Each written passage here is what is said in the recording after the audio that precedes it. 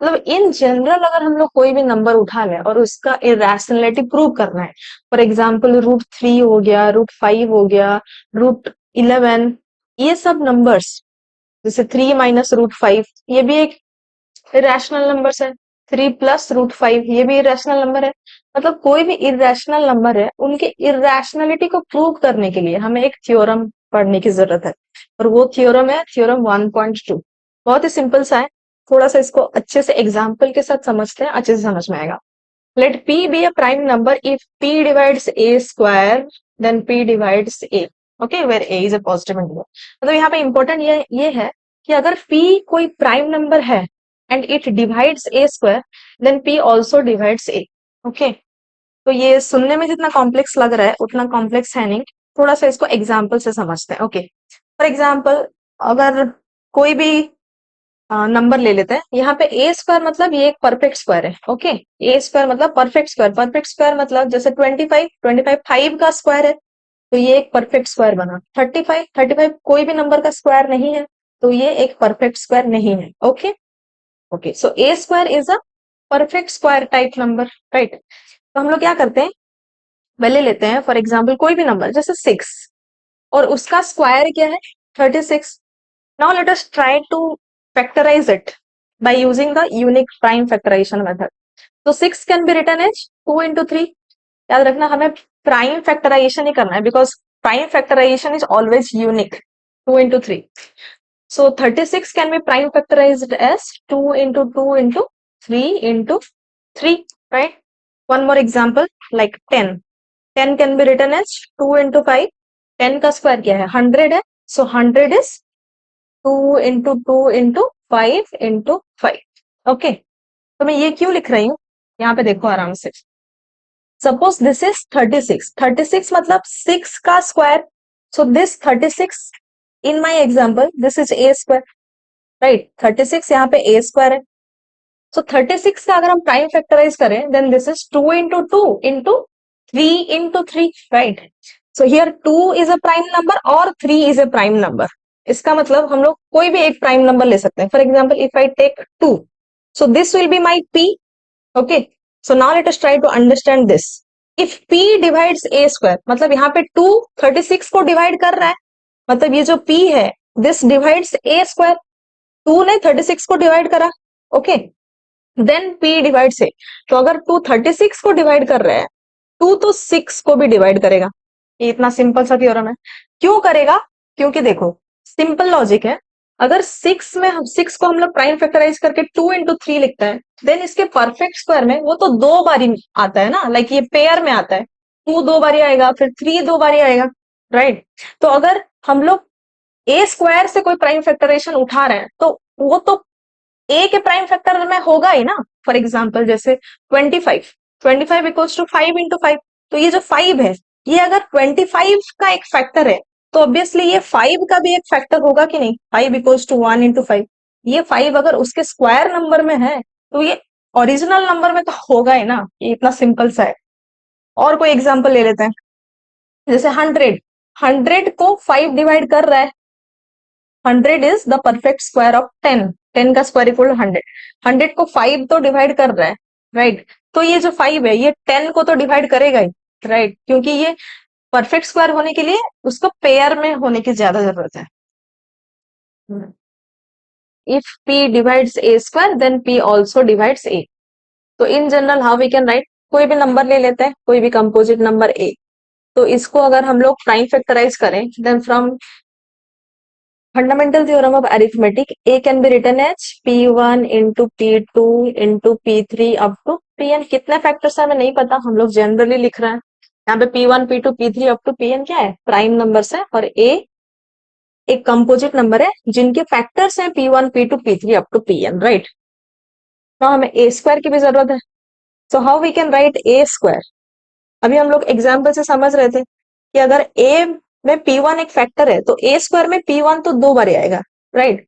So a square can be written as p1 into p2 up to pn, और इसका एक और pair that is p1 into p2 up to pn, ये 2 बार आएगा, right. So this can be written as p1 square into p2 square into p3 square up to pn square. Now we need to prove that p divides a square.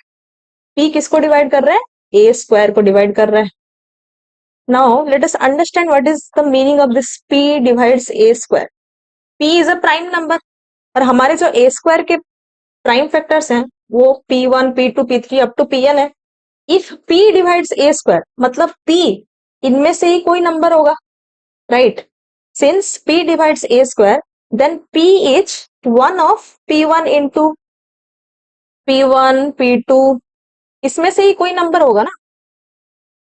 और क्योंकि a को भी हम लोग कैसे लिख रहे हैं? p1 into p2 into p3 up to pn.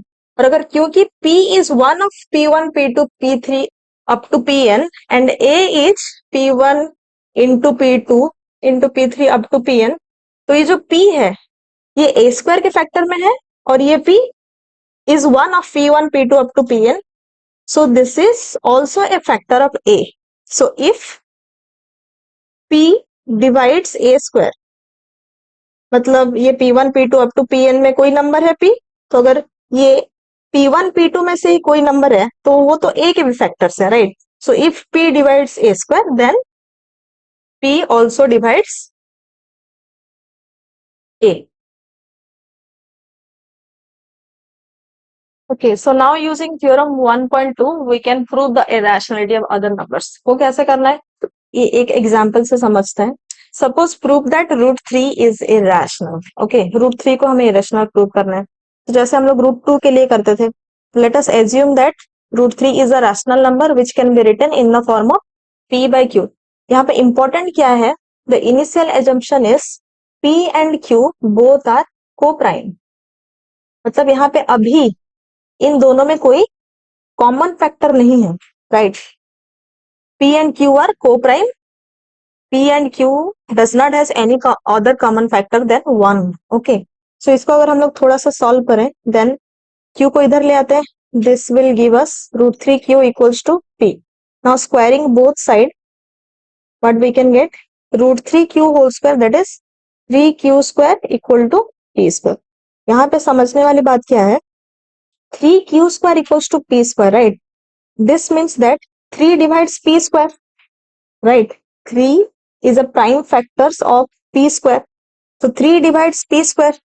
I can write as 3 divides p square. तो यही तो बोलता था थ्योरम 1.2 कि अगर 3 p square को डिवाइड कर रहा है then we can write that 3 divides p. मतलब अगर कोई नंबर उसके स्क्वायर को डिवाइड कर रहा है तो उस नंबर को तो वो डिवाइड करेगा ही. So this is our important conclusion that 3 divides p. तो अगर 3 ने p को डिवाइड कर रहा है so p can be written as 3 into any other number, that is 3 into k, right? क्योंकि 3 जो है वो एक फैक्टर है p का, तो हम लोग p को कैसे लिख सकते हैं? 3 into something, 3 into k लिख सकते हैं. बस इसी को हमें क्या करना है? जो हमारा पहला कंक्लूजन था that is 3q square equal to p square, उसी में p का वैल्यू पुट कर लेना है. बस यही स्टेप हमें याद करना है. p equals to 3k, so in the first equation we need to put the value of p. 3q square equals to p के जगह हम लोग को 3k लिख देना है बस. now we can solve it. 3q square equals to 9k square, so this simply means 3q square equals to 9k square, that is q square can be written as 3k square.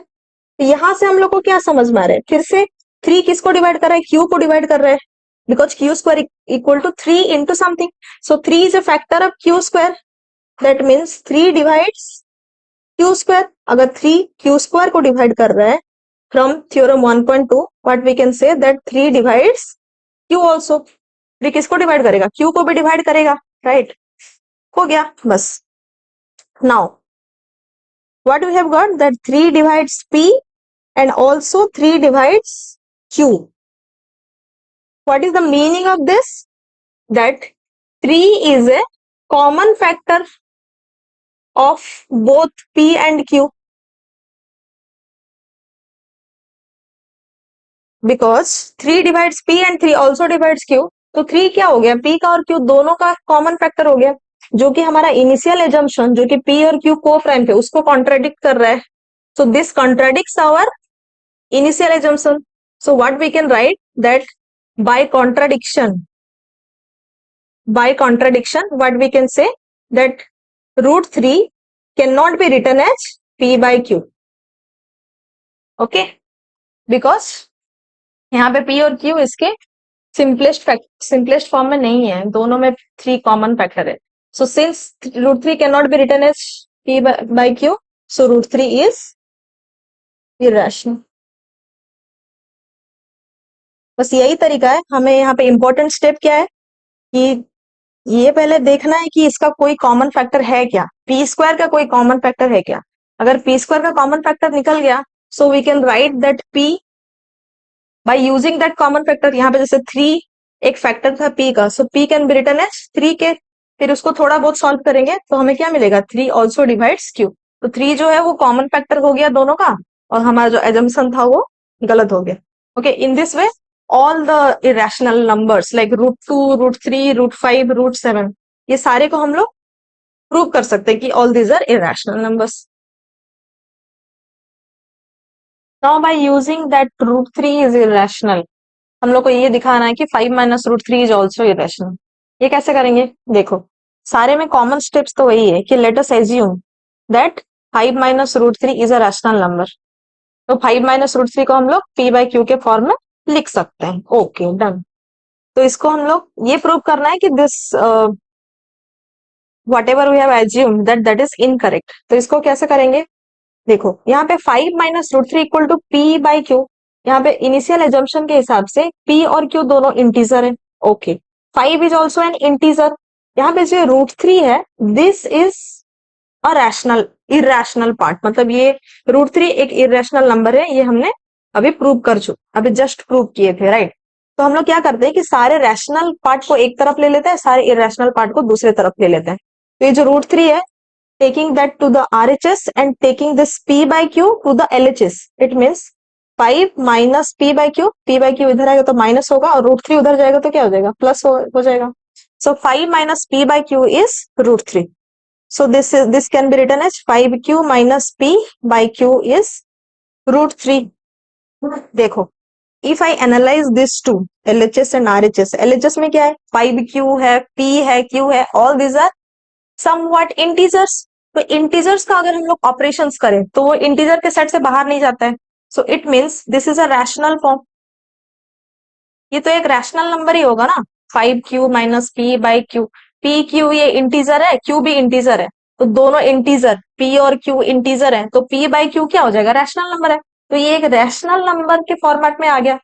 But we have already prove that root three is irrational. मतलब हम लोग क्या prove कर रहे हैं, basically root 3 एक rational number है.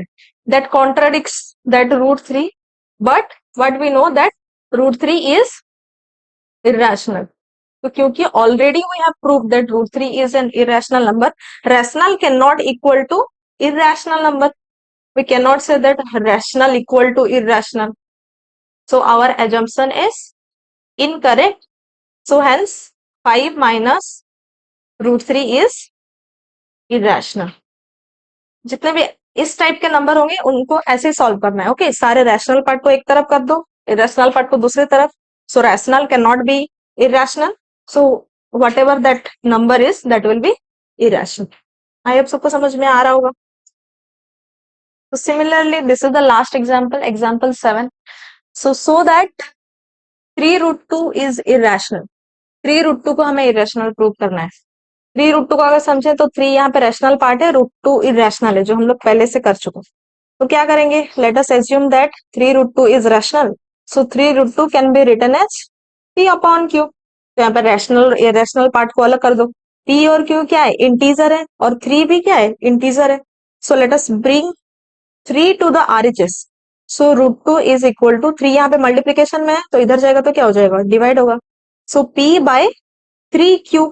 यहाँ पे p इंटीजर है, q इंटीजर है, और 3 भी एक इंटीजर है. So this p upon 3q ये कैसा नंबर होगा, ये एक रैशनल नंबर होगा. तो since rational can not be equal to irrational, but root 2 is irrational. We have already proved that root 2 is irrational. तो क्योंकि रूट टू इरेशनल है, but p over 3q is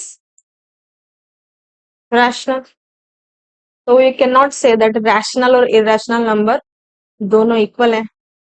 rational can not be equal to irrational, so 3√2 is irrational, क्योंकि जो हम लोग ने assume किया था वो तो गलत हो गया, तो 3√2 इज इरेशनल।